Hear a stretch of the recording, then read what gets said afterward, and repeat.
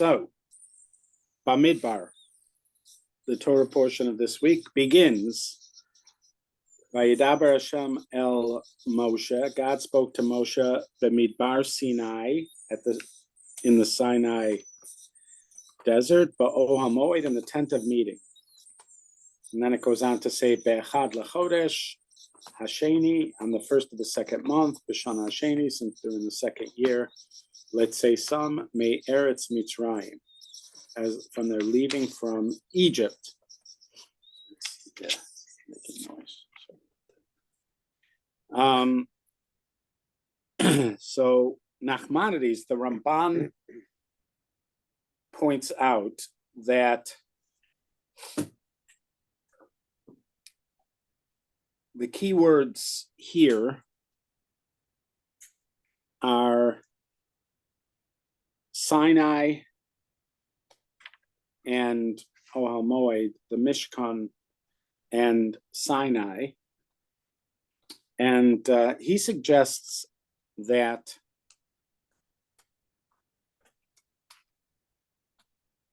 the Mishkan, the tabernacle, which is going to be a big part of the discussion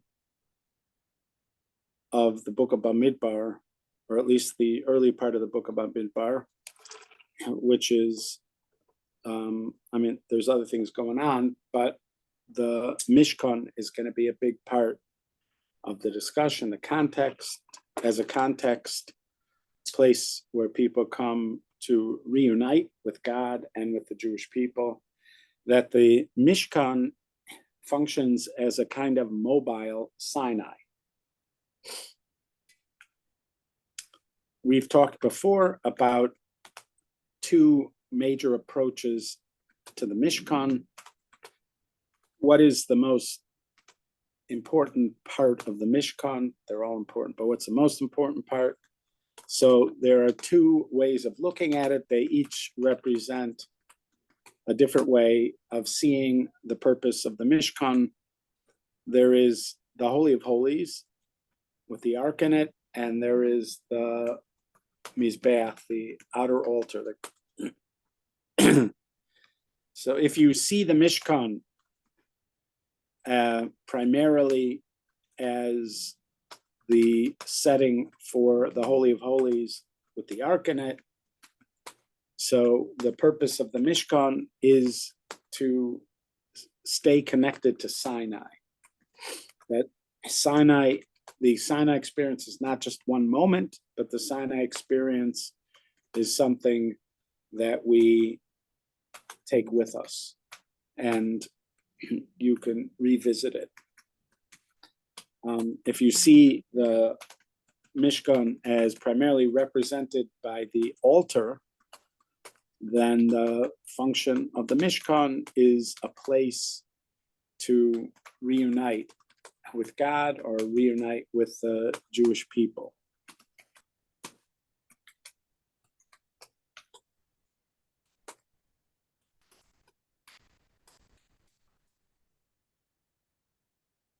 I wanted to focus on the Sinai aspect. Shavuos is coming up.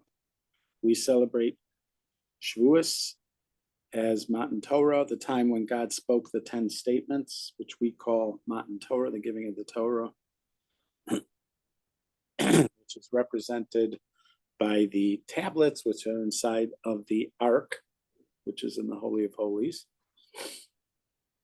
And that would be the Sinai. In other words, these luchos the tablets are a souvenir of the Sinai experience. Souvenirs. Why do we get souvenirs? Why do we get souvenirs when we're at someplace? Things. Right. So we're at some place, and it is a special moment. We know that moment is not going to last. So we try to stay connected to it. We take pictures, and we buy souvenirs. A souvenir and those pictures are not just keepsakes. We experience them as something like a port key from Harry Potter. In other words, it's an object that can take you somewhere. You can sort of travel. So when we look at the souvenir or we handle the souvenir, we're not simply remembering, we're in some sense transported. That's why souvenirs and pictures are usually boring for our friends and family who are not with us, because they don't do the same thing for them that they do for us. When we look at that picture, it used to be slides. Come over, we'll show you slides from our trip. Will there be wine? That's the number one question. So it's famously boring for everybody else, but the person who's showing them is so enthused to share it with them. And if you would go back and forth between the expression on the person who's showing them and the people who are watching them, you would see this distinction that they are traveling back to that moment. The ones who've been there, the ones who are showing you the slides, and but the other people are not, because it doesn't do that for them. So that's in some sense, that's sort of the tablets, the Ark, and the Holy of Holies is that kind of like a souvenir of this. Minimally, it's a souvenir of the Sinai experience, but it is imbued with qualities that it is suggested, we are told that these qualities are, in some ways, it's the real deal. It's not just that they do what souvenirs do, but they actually, it is an encounter for, let's say, the Kohen Gadol on Yom Kippur, or Moshe when he was going in.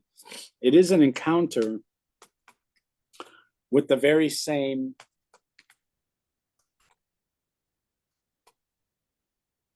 place.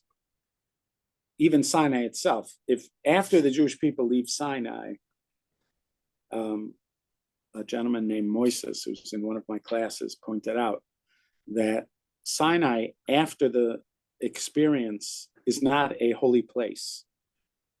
It's not a holy place, it's not a designated holy place. It was holy when the experience happened, but once the experience was over and we moved on, it's no longer a holy place. That place that Moshe visited, that the Jewish people visited, I say place with quotation marks because it was mostly, it was like an experience that they shared in something that we'll call place. So it doesn't stay at that mountain. It didn't stay at that mountain.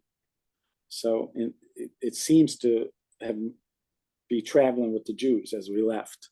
So that encounter, we speak of encounters happening in place and happening in time. That's how we typically think of encounters, place and time. So we speak of it as a place, but it doesn't have the basic elements of space as we know it. In fact, the Holy of Holies, there are elements of the Holy of Holies that defy our physical understanding of space. How did the Ark fit into that space? So, because if you look at the measurements of the Ark with the poles that were with the Ark, it it shouldn't have been able to fit in the space that is shared in the Torah for what is the space of the Holy of Holies. So how does it fit in there? So this is an example of, it's like the Torah's way of showing us that the notion of space itself is challenged when you go to the Holy of Holies. So it is a space, but it's not really a space. It's a context for meeting. So that context for meeting happened in place and it happened in time. And so, for instance, Rabbi Dessler, in one of his letters, or maybe more than one of his letters, which are collected in English in the book Strive for Truth, suggests that you can also revisit these times, that just like these meetings happen in the context of space, meetings also happen in the context of time, and you can revisit these times, and that energy and opportunity is available in time as well as in space. So so when we have a holiday like Shavuos, we have the opportunity to revisit Sinai in some way, to connect with the moment, to connect with the energy that was uniquely the experience of Sinai.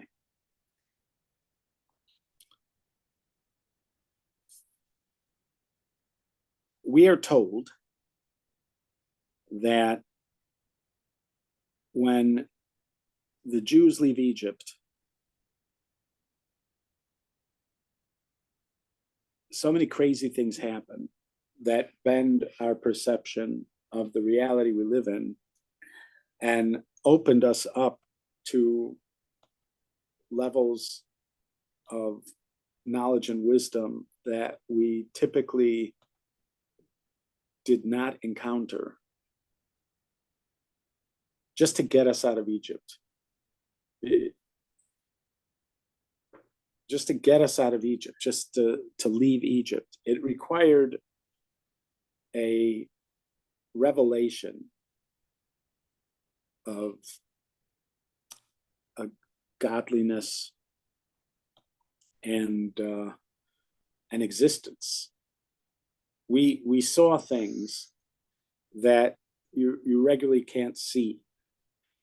So imagine that there's a book called Flatlands, or it's really like a novella or a long short story, one of the two, that became a kind of cult favorite. It's the premise of the story is that there are people who live in a two-dimensional, everybody lives in a two-dimensional world. We live in a two-dimensional world. So everybody's squares and triangles and circles and things like that, two-dimensional. And life in a at first, you don't think you're going to be able to get into this, but you do sort of get into it. And this notion of life in a two-dimensional world. At one point, a sphere, which is three-dimensional, enters their world, but they can't see it.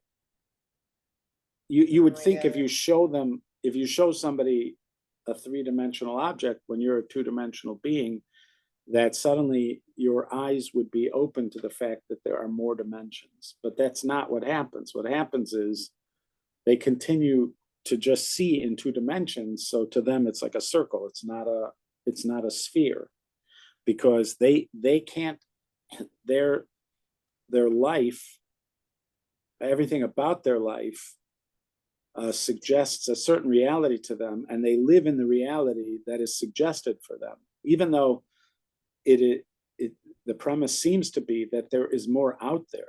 There are more dimensions, but they haven't lived in those other dimensions. There's nothing in their lives. There's nothing they've ever been taught. There's nothing that suggested to them there could be another dimension. So they think that's all there is. There's just two dimensions, to the point where even when you see three dimensions, you can't see it. So this, it's used as a metaphor for many things, but this is an apt metaphor for this notion, which is that when you tend to live life in particular dimensions, that's all you see. That's all you see.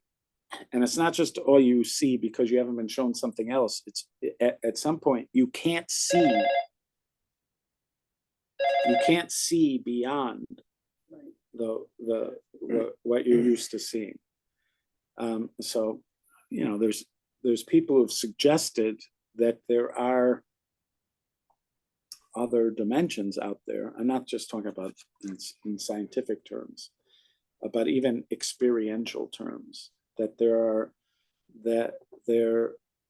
are elements of existence that are available to be experienced and to be seen, but we just don't see them because we're trained not to.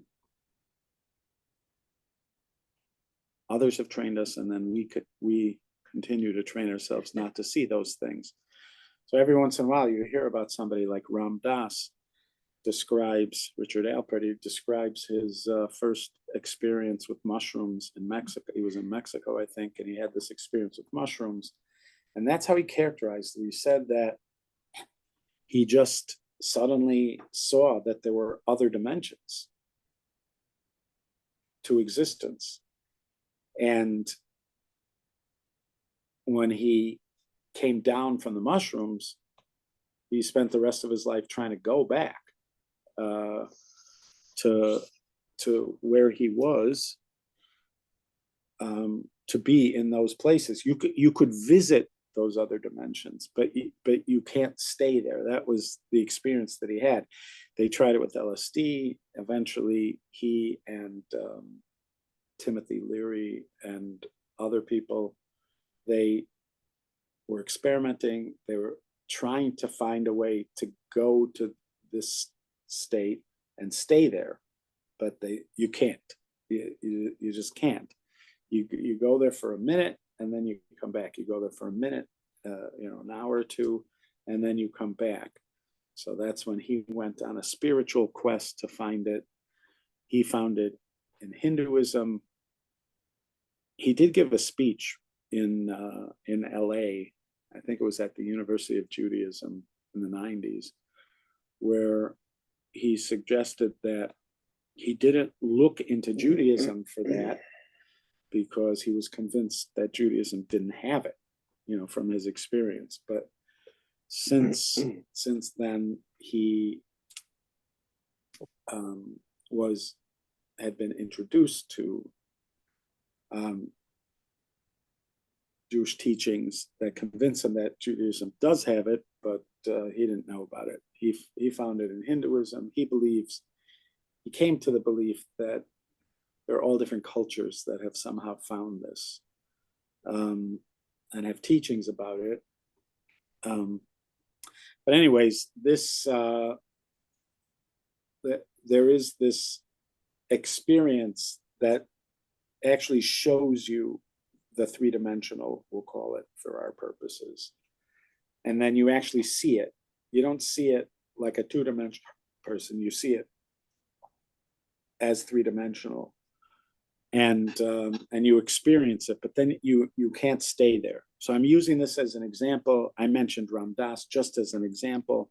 This is not the exact same thing, but it's just an example of what I'm talking about, that you have an experience that opens you up to the fact that there are many, many, many more layers available in the world that we're in to live in. But what happens typically is that even if you have that experience for the moment, then you come back to where you were. This is, we're told, the experience of the Jews when they leave Egypt. because in order to leave Egypt, they had to be shown everything. So they leave Egypt having seen all these layers.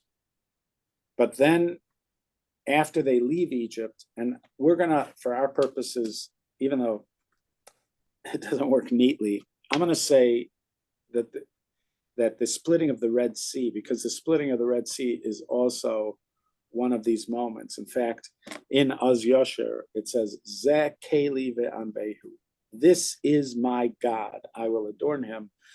And we're taught in the Medrash and in other places that they saw what even the common person, a maidservant at the sea, saw a depth of reality that even Yechezkel the prophet did not see. And he's the chariot vision, which we also read on Shavuos. So so we'll say that this sort of maybe peaks at the splitting of the Red Sea, but then it is suggested that and you can tell it from the narrative in the Torah, the people then come back to somewhere near where they were, because that's what happens when you have one of these experiences. You have the experience for a moment, and then you come back. So then the job becomes finding that place. So we're told that is part of the work of Sfiras HaOmer. You have Pesach, and then you've got these 49 steps till you get to Shavuos, and these 49 steps we're taught to think of as trying to get back to this place where we were. We saw something, we didn't just see it, we experienced something, and now we're trying to get back to where we were, and Sinai is representative of that place. The Sinai experience is representative of that place. We're told that at Sinai, everybody has prophecy, the entire nation, not just Moshe. Everybody has the experience together of Sinai. Moshe obviously has a prolonged experience, and I don't know how to quantify whether his experience is the same as everybody else's, but everybody has the experience of Sinai. It's not just one man who had a moment and now he's communicating it to everybody else. Everybody has this experience. And it would seem like this experience then is made available. It's made available to all of us. But if you want to live there, what you could do is just wait for every Shavuos, or become the Kohen Gadol and enter on Yom Kippur, and you could have that experience and then come down, come back to where you were, have that experience and come back to where you were. Or you could try to get there and live there to some degree. And so we are told that somehow encoded in the work of Sfiras HaOmer is work that would take you to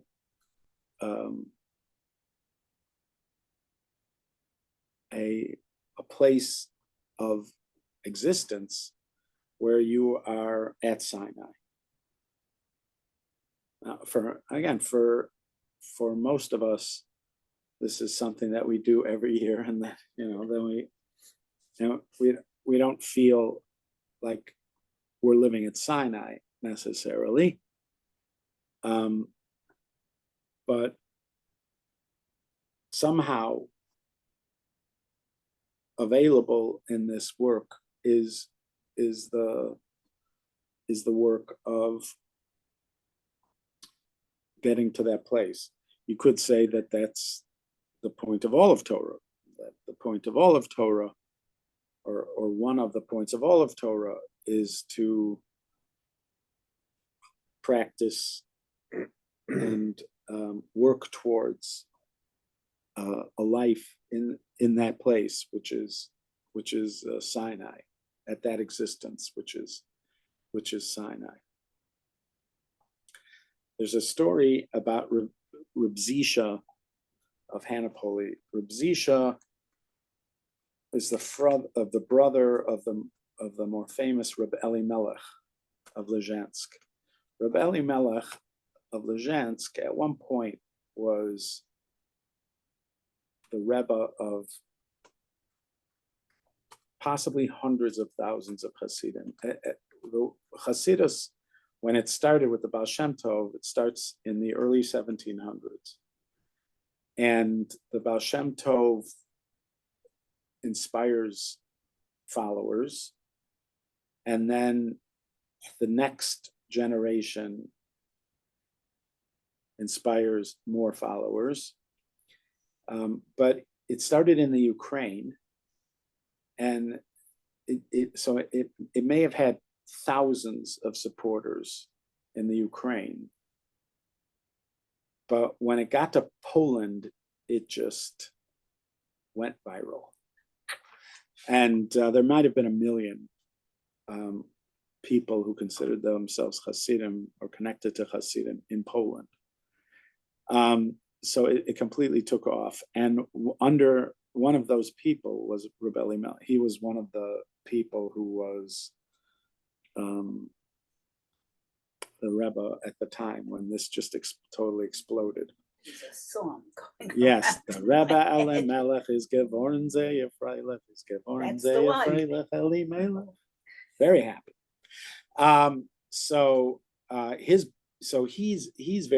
He's thought of. People still go to his grave. Like there are trips to Europe where one of the highlights is going to the grave of Reb Elimelech of Lezhensk. So he's still very influential. There are many stories about him, but he had this brother, Reb Zisha. So Reb Elimelech is royal. He is, a Hasidic master at a time with tens of thousands, hundreds of thousands of Hasidim.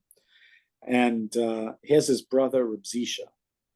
And the stories about Reb Zisha are almost like the opposite of the kind of stories you would expect of the brother of Reb Elimelech of Lezhensk. He was a little grubby. Yeah, he was very, very simple. And his one of the characteristics that is sort of prominent in many of the stories about him is his simple, we'll call it simple piety. Simple piety.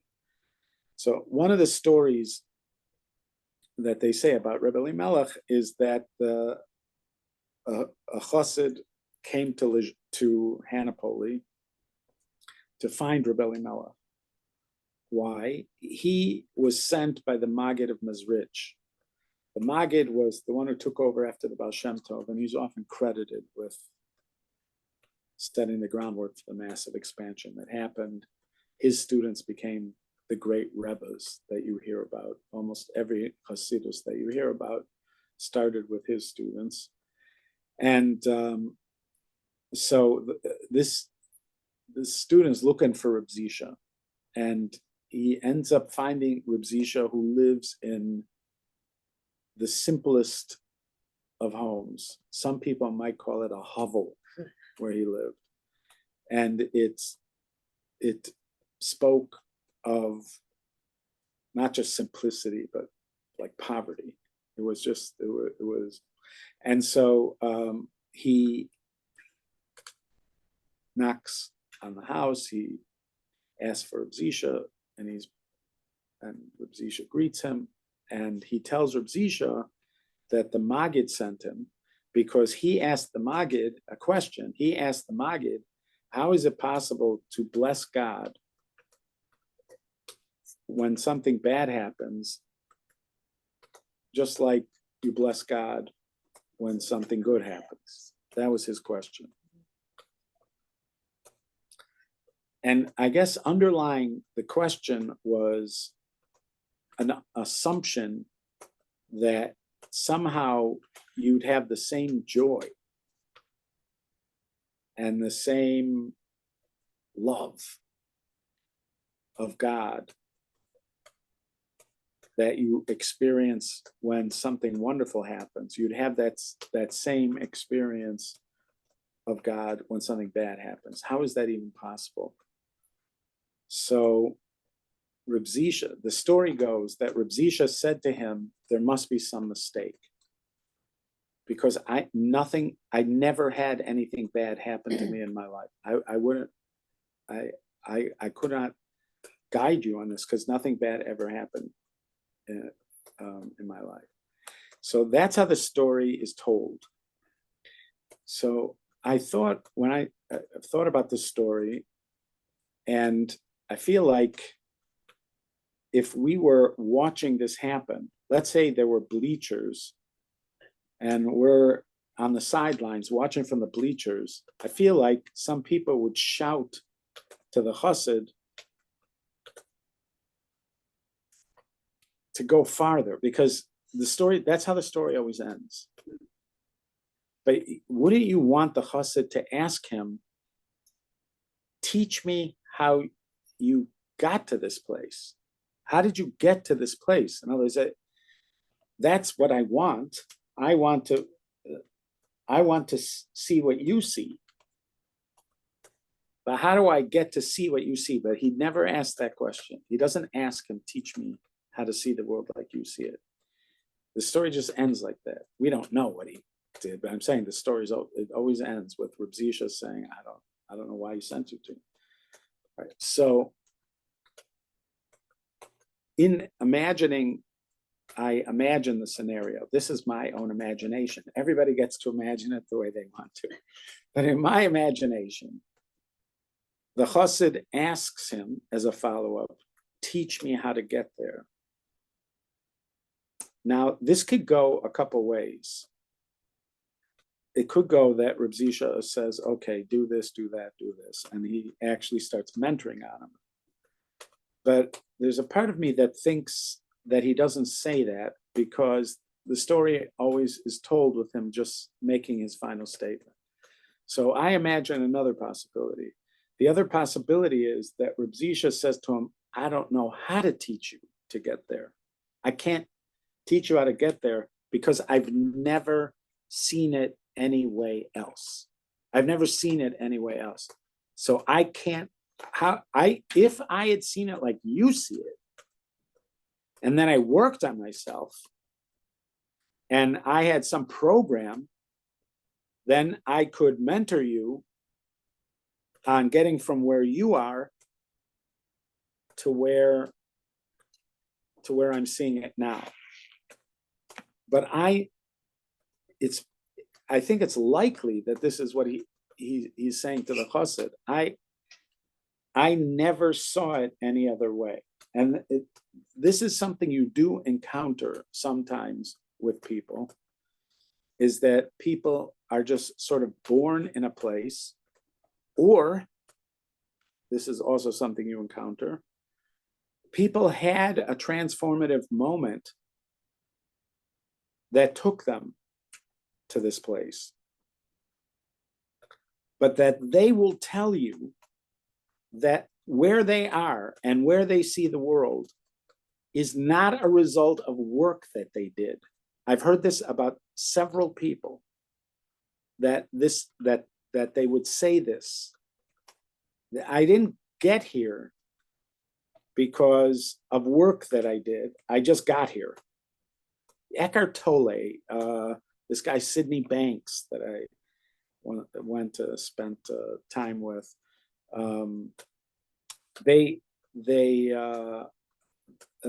say that about Ramana Maharshi from India, that these were people that, people would just want to be around them because they are in this other place. They see the world from this other place.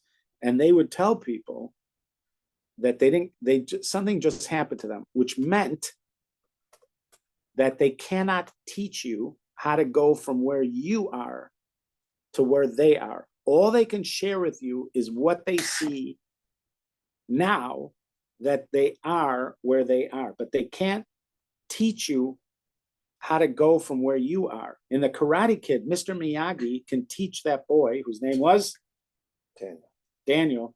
He can teach Daniel how to start where Daniel is and become, a great practitioner of karate. But these people can't. They can't teach you it because they didn't get there because of work. One day, it just happened.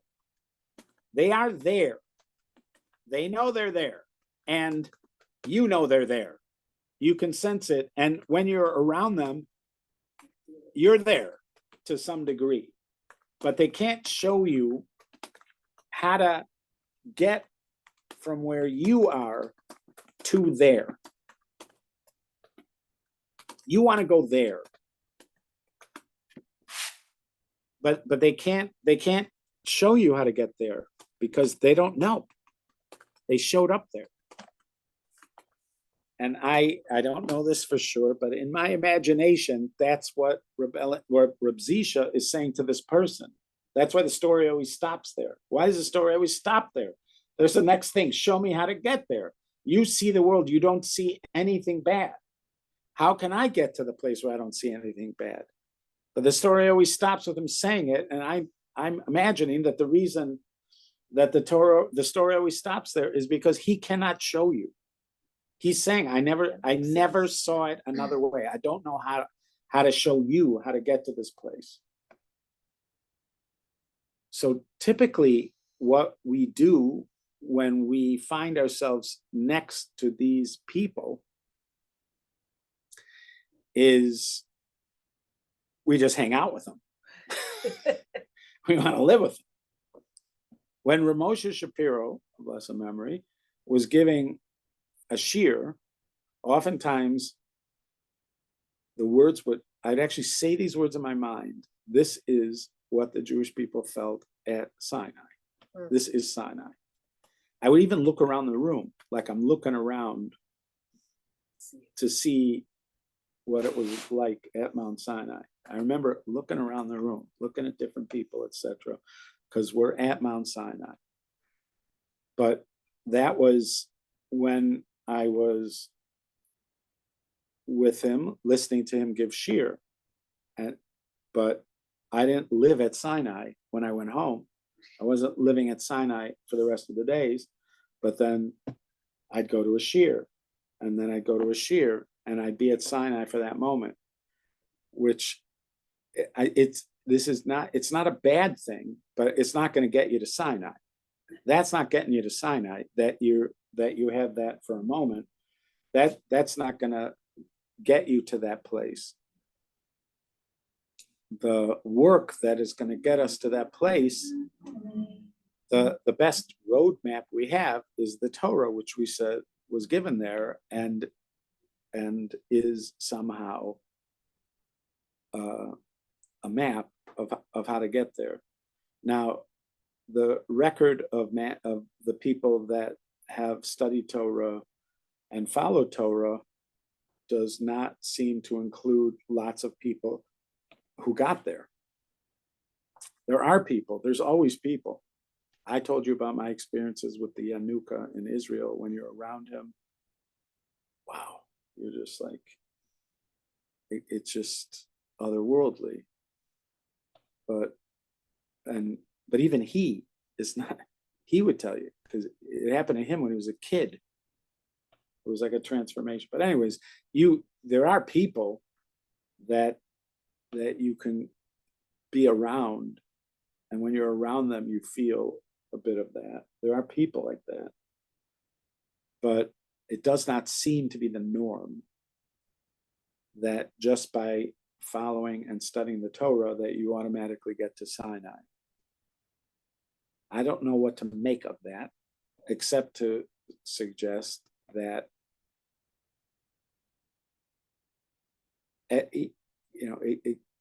that at each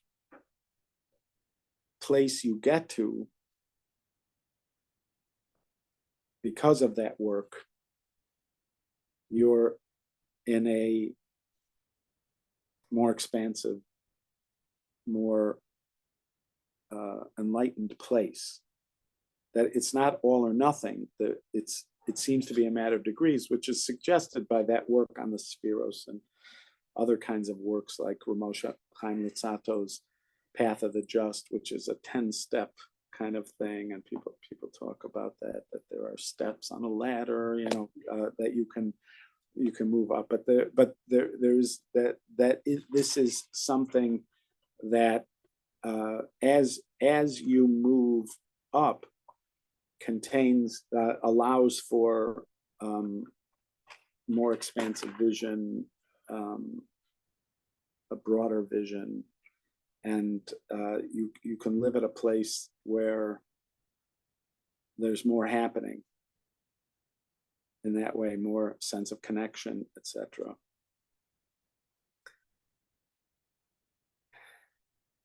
So that's one way of looking at it.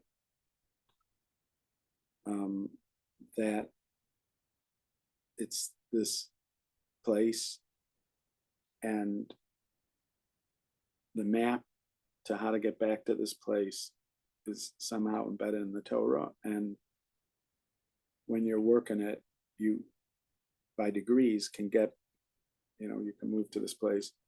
And again, there's possibility that it doesn't have to be step by step, that just like these moments happen for some people, one of those moments could happen for you, and suddenly you've moved many steps in one moment as a kind of gift. That's possible.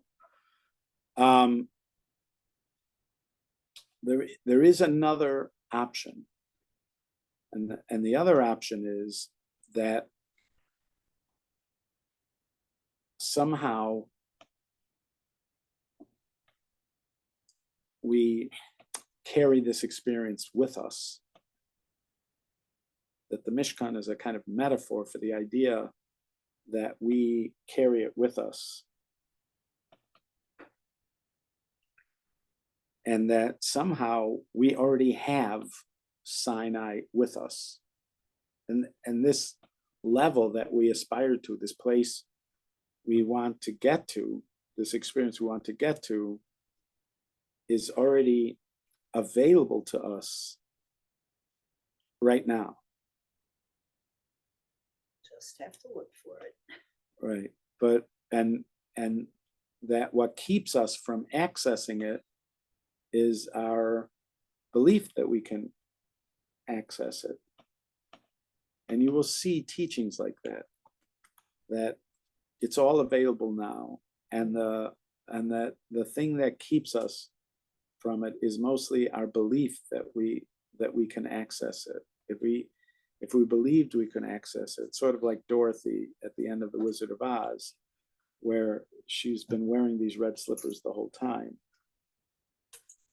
And, now for some reason she's ready to use the red slippers, but she wouldn't have been ready to use them maybe, or whatever it is. But that there, in other words, that Mount Sinai is not a place far away. Oh. Okay. The way I fell. Let's see if we can get you. Oh. All right, we're going to stop. Thank you, guys.